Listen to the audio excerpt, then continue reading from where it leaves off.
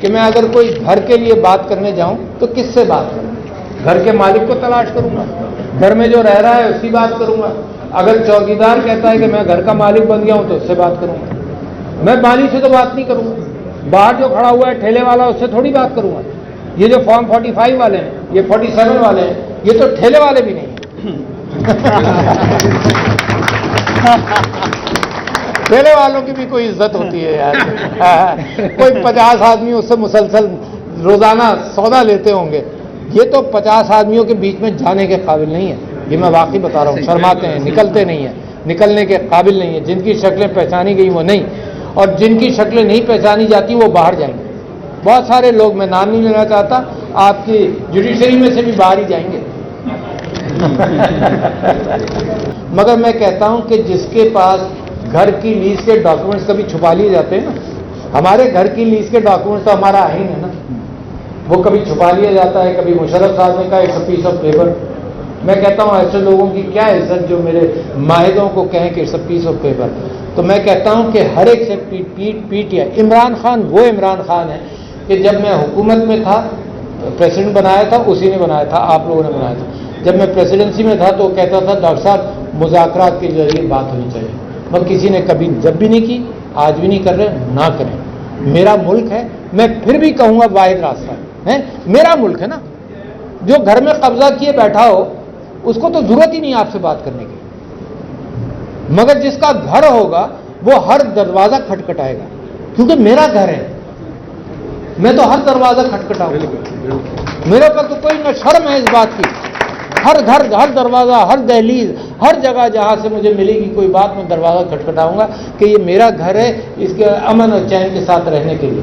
تو مجھے اس میں کوئی آر نہیں. اور میں آپ سے یہ کہہ دوں کہ یہ چیز آپ پہچانیے، عمران خان نے قوم بنائی ہے، بنا دی.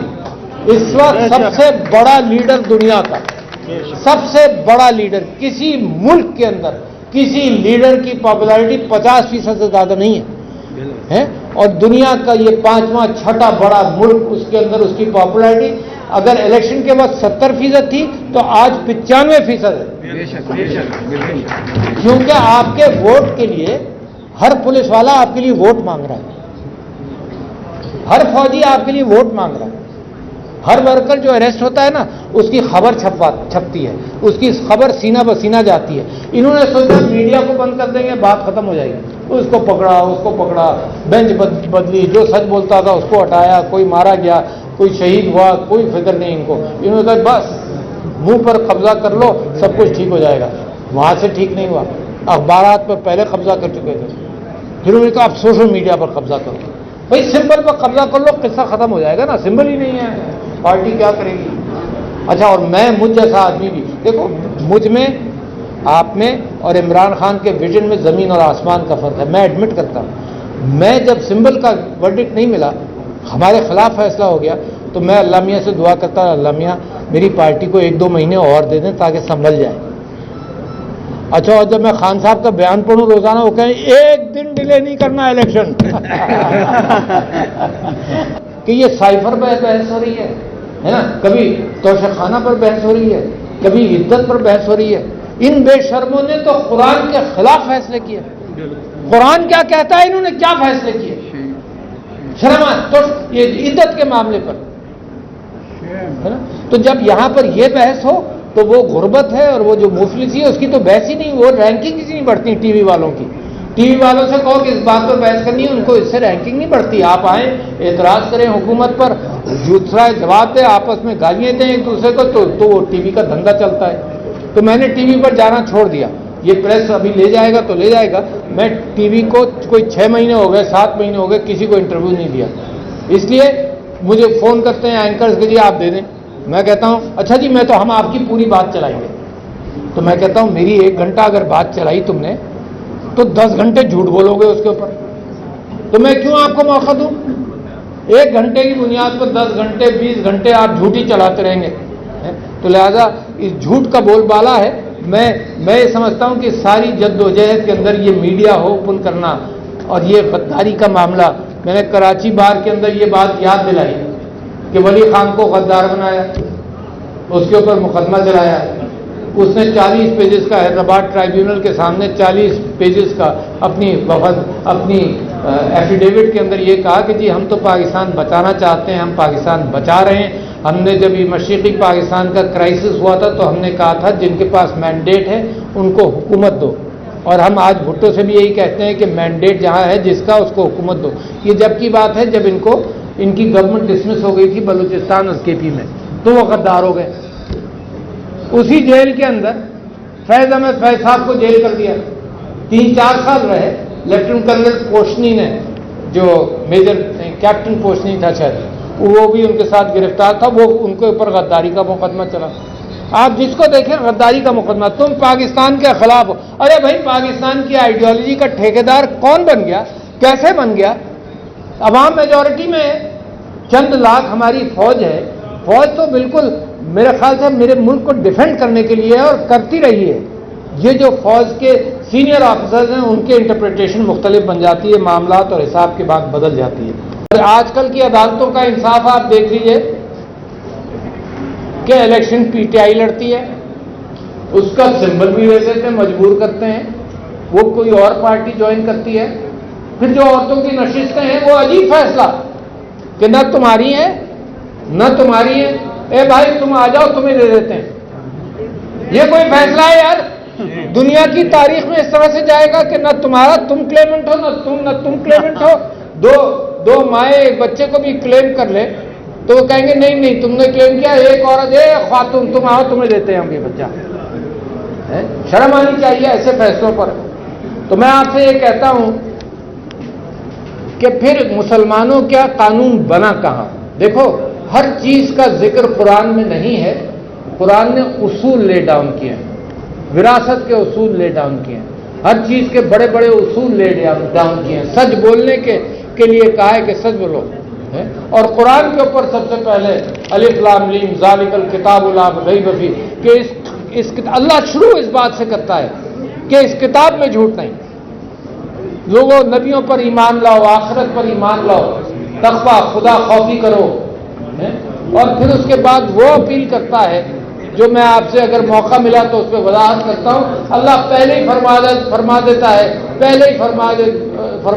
ہے کہ اسلام کا مطلب کیا ہے. وہ کہتا ہے مال و دولت کا ذکر بھی نہیں کرتا، وہ کہتا ہے مما رزقناہم ینفقون، کہ جو تمہیں رزق دیا ہے وہ شیئر کرو. مال و دولت تو بعد کی بات ہے. یہ تکلیف جو ہے انسانوں کے حوالے سے میرے نبی نے نبوت سے پہلے یہی تکلیف پالی. یہ ہے اسلام. اگر کچھ لوگ یہ سمجھتے ہیں کہ اسلام کے معنی صوم و صلات ہے تو اللہ بھی فرماتا ہے، مگر صوم و صلات اللہ کی تعریف یہ ذرہ ذرہ کرتا ہے. اللہ کو کوئی تعریف کرنے کے لیے انسان پیدا کرنے کی ضرورت نہیں تھی، ذرہ ذرہ تعریف کرتا ہے. تو یہ جو قرآن یہ تعلیمات آئیں یہ صرف اس لیے آئیں کہ میں اچھا سلوک کروں، آپ کے ساتھ اچھا سلوک کروں، ماؤں بہنوں کے ساتھ، رشتہ داروں میں، وراثت میں، دوستوں کے ساتھ، اپنے ملک کے ساتھ. یور ہول آپ کا سارا مذہب اس کے اندر پنہا ہے. 90% قوم آپ کے ساتھ ہے. یہ جو لوٹ مار کا طبقہ ہے، یہ جو ایلیٹ کیپچر ہے، یہ آپ کی مخالفت کرتا ہے. عمران خان جب 2011 میں کہتا تھا کہ اب ایک سیٹ بھی نہیں تھی کہ یہ سب لوگ ہمارے خلاف اکٹھا ہو جائیں گے، کسی کو یقین نہیں آتا تھا، مگر آج تماشا دیکھ لیا آپ نے.